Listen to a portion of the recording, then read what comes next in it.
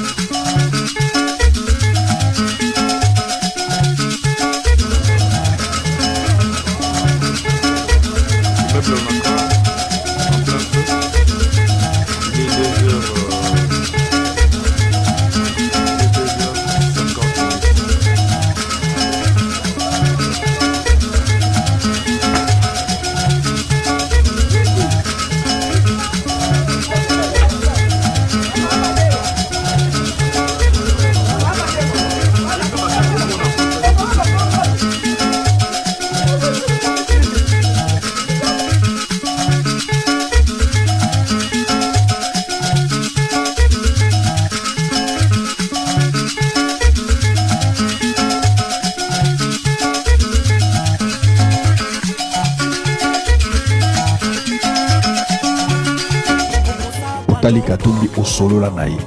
En quoi est-ce que Katumbi te convainc? Je ne parle pas de critères, je ne parle pas des œuvres philanthropiques, je parle maintenant de la capacité de gérer un pays. Katumbi, tu peux même aller au-delà, il y a Bilan naïe si vous voulez, vous êtes libre. Quand tu es en face de Katumbi, tu parles avec Katumbi pour qu'il devienne président de la République. Tu es convaincu en quoi? Ça, tu peux utiliser tous les moyens. Même Oibi Babel et la Gana Miso Batou. Je ne veux pas dire qu'il est voleur. Yebsanga clairement, vous a convaincu Nanini quand tu parles avec Katumbi, je suis en face d'un homme. Nga c'est ça, nga na Koloba, nga Israël Moto. C'est ça, nga peut ou ne pas être président. Yo Koza. Nga la côté effectivement, pe na bureau, c'est ça, nga nanda kunaï. Madmagi na ole, nga je dois encore apprendre. C'est ça, nga m'a appris à apprendre. Tant on a yokaki. Mais tant on solo na Katumbi, qu'est-ce que tu retiens? Il y a moto à cause d'un bon président. En conviction. Aux en attend. Et le Roma perception, il y a intelligence et allez-y. Intelligence pour Nangaï. Au bout de la l'université, la salle d'études épistémologiques. Cela veut dire que l'étude s'occupe de la production et la connaissance scientifique. Intelligence est allée pour produire des résultats. Au moins, nous avons des laboratoire à la biologie. Mais, à journaliste, moi je vois les résultats. Un très bon studio, aux audience, c'est ça les résultats. Je débat Israël, parce que je vois les résultats. Je ne compare jamais à studio, à l'audience, à la politique. Mais quand on produit des résultats, peut-être que la plus grande entreprise est détenue par un Congolais. Laquelle? L'entreprise c'est toute une entreprise. Plusieurs entreprises, entreprise presque et ça va résultat produit. Le club là, football, le tout puissant Mazembe. Tout ça, c'est un club de Belé, non? Toi, on a Vita, toi, on a Imana. Au comparant, on a Mazembe. Au bêta final, il y a un club à niveau monde. Et ça, club, il y a Congo. Et ça, réussite. Il y a un stade privé. Imana, il y a un stade. Vita, il y a un stade. Bilima, il y a un stade. Pangela, il y a un stade. Mais ça, les réussites, c'est une pas un avion. L'équipe n'est pas un avion. Mais c'est une réussite qui a fait ça. Mais c'est Katumbi. Et ça, l'équipe où Ariem a créé, il a trouvé ça, il a amélioré ça, comme ça, le viable. Et ça, résultat produit. Nazali Komona, Azana parti, c'est le parti le mieux structuré en Mboka ensemble. Et ça partout, dans toutes les provinces, ils ont des sièges. Et ça les résultats. La province de notre Rotambouana Katoum, ça presque à moitié pays naïe. Il a une maison, soit construite par lui-même, ou à Zopa Nanda Kunaï, Moko à un hôtel, ou bien un collaborateur naïe. Et ça problème T. Mais c'est-à-dire que à penser qui campagne oyo, akei na Kisangani alali nanda kunemoko, akei na Bunia alali nanda kunemoko, akei na Équateur alali nanda kwa collaborateur naïe. Quand tu lui poses la question, il te dit mais bon, moi quand je travaille avec des gens, na oblige à bango batonga bandaku. Na balang nyonso lingala, alobaka lingala, alobaka nini, alobaka lingala, alobaka français, alobaka swahili, alobaka pas anglais. Asa polyglotte. Anglais, lingala, français tout solo. La français peut beaucoup mais là. Mais moi, il a été zéla. Non, non, c'est un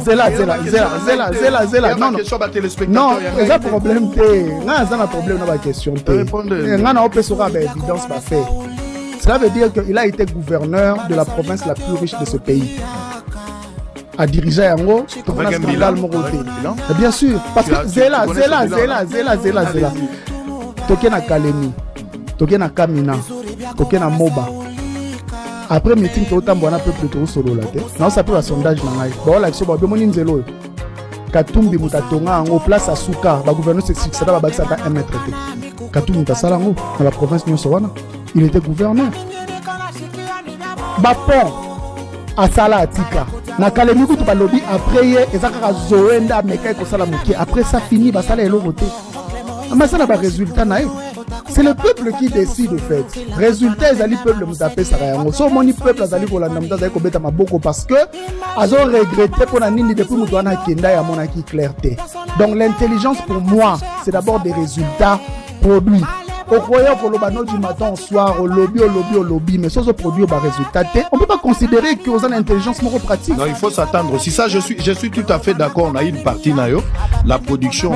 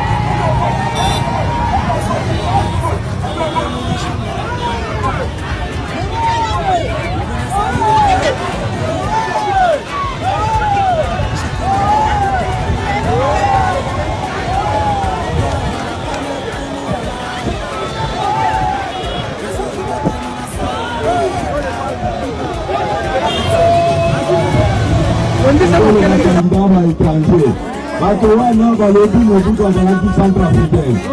Bangote. Balobi Mbemba azalaki portugais. Bangote. Balobi Kabila azali Rwanda. Bangote. Balobi Mukwege aza Burundi. Bangote. Balobi Kamere aza Burundi. Bangote. Oyo tunatolingi. Mobali itoasala musala. Oyo lokota ya bango batendela yango. Les Congolais, les Congolais, à côté de la Moussalawa. On a côté de l'électricité. À côté de l'électricité, on a côté de l'électricité. À côté de l'électricité, partout. Attends, la Moussalawa de l'électricité. Alors, le nom de Nini et Baby c'est la qui biso Mboka.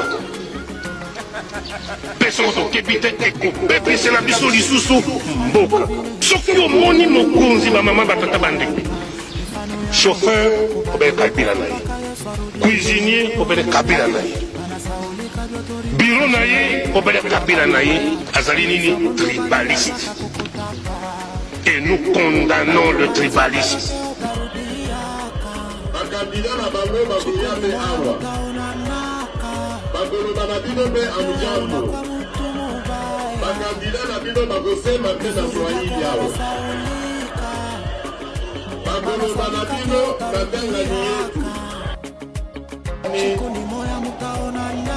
Si vous nous lèguez là-dedans, c'est un amour pour nous lèguer là-dedans. Nous dit Machiani même, Macha Foumen. C'est un amour pour nous lèguer là-dedans.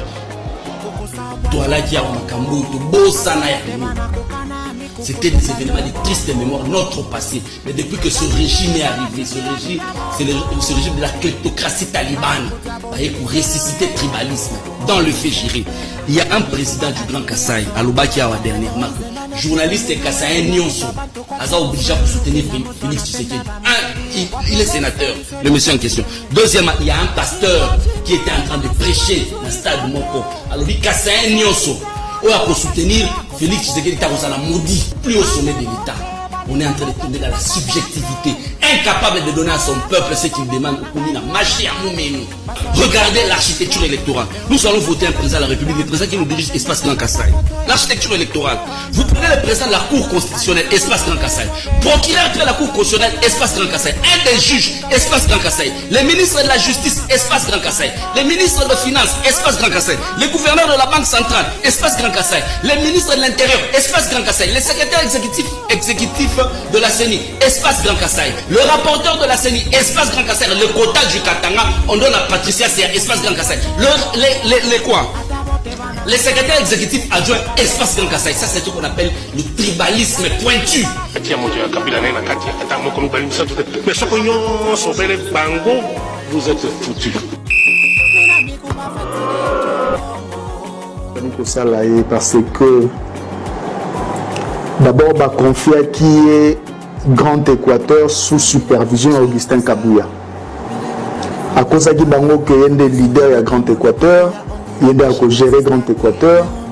Le moment étant président de la République à Kenda Kikuna, Ndenge Zalaki Soni, non seulement Basalaki ba plein, il y a Makasio à Prometa qui était, mais la population peut dire que Banzembo Moko Amabe contre président de la République ou Azali candidat naïe. Alors, ton candidat à Bisso, Moïse Katumbi, le candidat numéro 3 à Keikuna, a sali ba plein que le cas président de la République, dans le territoire où le Bembandek au Kanisezali territoire naïe.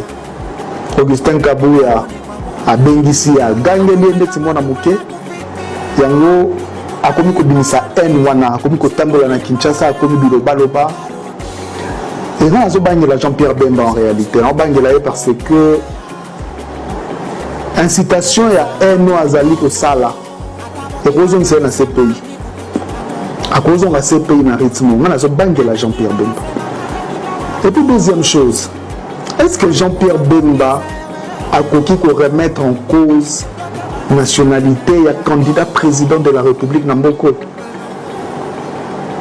Tangu guerre et Salamina Kisangani, affrontement entre armée rwandaise et ougandaise.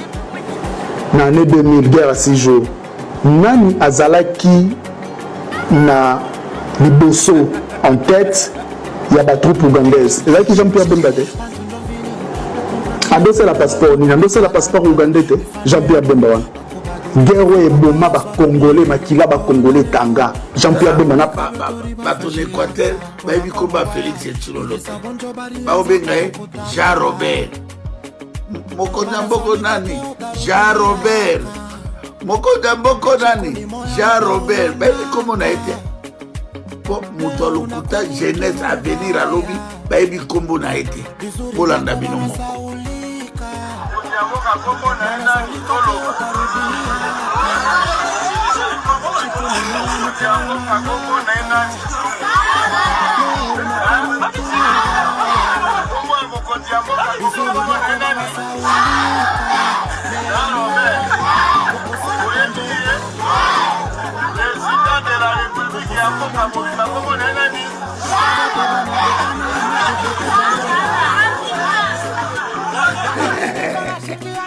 bomoni bosuli beta liban boloba ti idps viva la musique boloba idps tala ndenge bosambwe bayebi komonete po moyibi lokosala nyonso maso balobana bakosoni mai tuliona promettre bantu tutafanya hivi aukufanya kitu tutafanya nini tena tutafanya pepo soki ifo natambola Congo mobimba na pirogue na avion na hélicoptère même na punda s'il faut watopesi Félix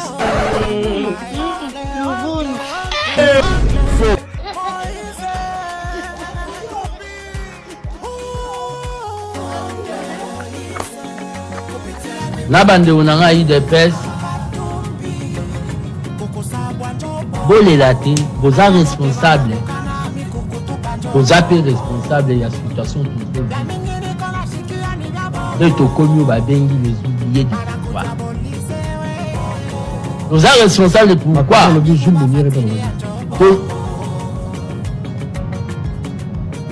aolela lelo lobi fils ngolera alobango azalaki personne ne m'a pris l'air dans sa banque pour pouvoir reconnaître ta mission.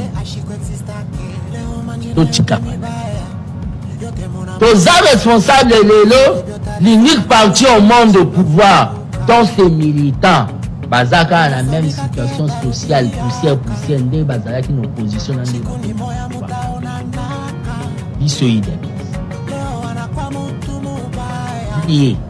Tous responsables à cause de fanatisme. Betela batu mabo ata bazwi ntaba bakomisi ka secrétaire général okomi obengene chef de MCCG ata bazwi mbwa bateka secrétaire général IDPS okomi obengene milu donc toza responsable na fanatisme na biso toza responsable na clientélisme na biso. Regardez comment Jean-Pierre Bemba nage maintenant dans le caniveau. Bemba, qui était supposé avoir un avenir présidentiel, s'est réduit aujourd'hui au rôle d'un simple porteur de mallettes d'Helmut Ngeleka, au point maintenant de relayer un débat bidon, un débat de caniveau. Il demande à Katumbi de parler de sa nationalité. C'est ça le débat. On vous attend sur le bilan, messieurs. L'argent de Ram, vous avez volé, oui ou non? L'argent de Tigelou, vous avez volé, oui ou non? Où se trouve l'argent de 100 jours? L'université de Mbujimaï. Bande de voleurs. Boyibi, Miyibi. Le Congolais vous attendent là. Est-ce que quand Ngeleka a pris le pouvoir, le M23 était dans le pays? Le Rwanda, l'Ouganda et tout ça était dans le pays. Ce sont les compétences qui nous amènent la guerre. Voilà là où les Congolais vous attendent. Vous amenez le débat dans les caniveaux. Allons-y. Bemba peut-il regarder les Congolais et vous dire que lui, Bemba est Congolais? Bemba, c'est un Portugais. Tout le monde sait que son père a des origines portugaises. Bemba a-t-il un seul enfant qui est de nationalité congolaise? Tous les enfants de Jean-Pierre Bemba sont des Portugais. Ils n'ont aucun lien avec le Congo. Ils n'ont pas étudié chez nous. Ils n'ont pas vécu chez nous. Dans son discours, Bemba dit, s'il y a un problème de conflit d'intérêts, Katumbi sera où? Est-ce qu'un assassin comme Jean-Pierre Bemba peut parler des intérêts? Monsieur Bemba, qui a mangé les pygmées quand on était dans la rébellion? Ce n'est pas vous? Un assassin, Aliaba pygmée vivant. Mais quand il y avait la rébellion, Bemba est allé signer des accords avec l'Ouganda. Il a fait rentrer l'Ouganda chez nous. Puis il a tué les Congolais avec l'aide de l'armée ougandaise. C'est Bemba qui ouvre aujourd'hui sa bouche pour parler des problèmes des conflits d'intérêts. À un moment donné, quand on n'a rien à dire, il faut se taire. Bemba, pendant la rébellion, a voyagé avec quel passeport? Olivier Kamitatou est vivant, Delis Sanga est vivant, Alexis Tambomomba est vivant. Tous ces gens qui étaient avec Jean-Pierre Bemba sont vivants. Ils avaient tous des passeports ougandais. Bemba, est-ce que Bemba peut nous regarder dire que lui, Bemba est congolais? Il sort de la prison après 10 ans. Akaya Bomi Batouna Centrafrique. Un assassin qui a les sang entre ses mains. Il est allé piller en Centrafrique, tuant les gens en Centrafrique. Chez nous ici, il a fait rentrer l'Ouganda. Chez nous, Alia Batu vivant, les pygmées qui ont été tués vivants sous sa rébellion. Il a pris notre terre, il a donné aux Ougandais. À cette époque-là, il n'y avait pas de problème de conflit d'intérêt. Aujourd'hui, Bemba qui est portugais de par les origines de son père, Bemba qui a tous ses enfants portugais, Bemba qui a voyagé avec un passeport ougandais, Bemba qui a tué les Congolais, qui a fait piller le sol congolais. Aujourd'hui, on leur demande des comptes. Il dit, Katumbi doit nous dire, monsieur, honte à vous, Jean-Pierre Bemba. À comme le rôle à Mona Mouké, il sort de la prison 10 ans après, il n'a plus rien. Il n'a plus rien. Il est venu se disputer les histoires de maisons ici. Un piaquer. Pierre Kaikangeti dans ma poche. Regardez comment ils se battent pour les affaires de succession. Faisant même la honte vers Jeannot Bemba. Bilo konyo so Bemba Simba Boma. Bemba est un investisseur, un entrepreneur. Nyon soit Simbaka Bomaka. Nous sommes Simbaka Bomaka. Et aujourd'hui, il vient nous donner des leçons de la nation. Est-ce que Bemba lui, Bemba Jean-Pierre Bemba, toi tu es congolais? Bemba est congolais. Remonto, Bemba Jean-Pierre Bemba est congolais. Nous attendons le discours sur le bilan. Comme le rôle à mon amour Moukié, quand Bemba régnait dans ce pays, Ngeleka était en train de faire des pizzas en Belgique. Bemba a grandi avec une cuillère d'or dans la bouche. Aujourd'hui, il devient porteur de mallettes de Helmut Ngeleka et il tient un discours nauséabond comme celui-là. C'est à l'image des gens qui vous dirigent. Bemba ne peut pas nous éloigner de la réalité. Si on doit rendre des comptes, si on doit parler de conflits d'intérêts, Bemba ne peut pas regarder le Congolais dans les yeux. Bemba c'est un assassin. Bemba a ba pygmée vivant. Bemba a fait tuer nos frères dans la rébellion. Bemba a tué les gens en Centrafrique. Bemba a fait piller le sol du Congo. Bemba n'est pas Congolais de souche, puisque vous le comparez de ces débats des Congolais. Bemba a voyagé sous la rébellion avec le passeport ougandais. Les délits c'est ça là ici. Les Olivier Kamita, tous les, ils sont vivants. Posez-leur la question. Bemba voyage avec quel passeport? C'est pas un passeport ougandais, c'est un ougandais. Aujourd'hui c'est Bemba qui vient parler de la nationalité. Les peu d'argent que Félix lui a donné dans ce faux procès de la RVA, où il a fait condamner la RVA et Mathieu Namoutouna Bampiaka Outena on a ces pays et bêtise comme Congo et comme le cola métier. Je suis à Banina Michichou et comme à Konyokolo. Alinaga a conservé Mastana Oyo Bakola n'a pas dit. C'est qui paie ayo